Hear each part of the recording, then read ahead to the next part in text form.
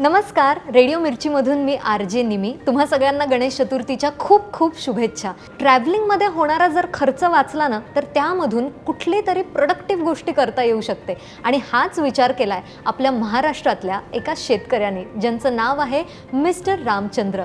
आणि म्हणूनच TVS credit आणि मिर्ची प्रेझेंट्स सुख करता सुखाच्या गोष्टीमध्ये आज आपण त्यांच्याचसोबत गप्पा मारणार आहोत की त्यांचं आयुष्य कसं बदललं फक्त घरामध्ये गाडी नावाचा एखादा सदस्य आल्यानंतर. नमस्कार. नमस्कार. तुम्हाला गणेश चतुर्थीच्या खूप खूप शुभेच्छा. आमच्याकडून सुद्धा तुम्हाला. बरं, मला सांगा की तुम्ही काय करता, कुठून आहात? शेती. आणि शेती किती वर्षांपासून करता? 20-22 वर्ष झालं करतोय. बरं, मला कळलंय की तुम्ही आत्ताच TVS क्रेडिटचं एक लोन घेतलं आणि घरामध्ये एक स्वतःची हक्काची गाडी आलेली आहे तुमच्या. सो कसा होता हा सगळा अनुभव? कशी आली गाडी?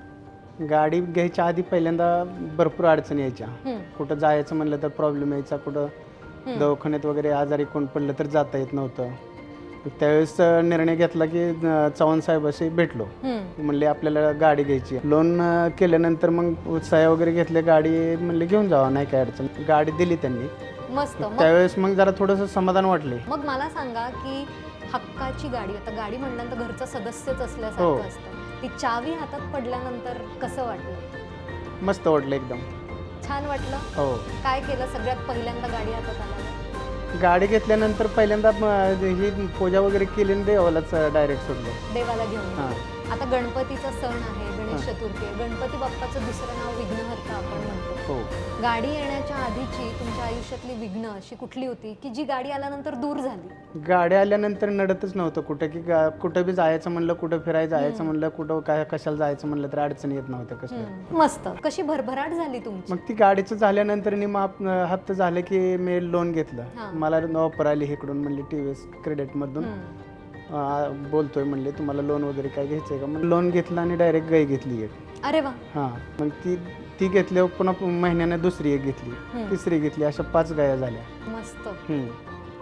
तेव्हापासून मग नंतर पुन्हा LED घेतला. बघाय घरात बाहेर जायचं म्हणलं की प्रॉब्लेम गेले की लोक बंद करायचे. ती झालं. नंतर पुन्हा मोबाईल घेतला.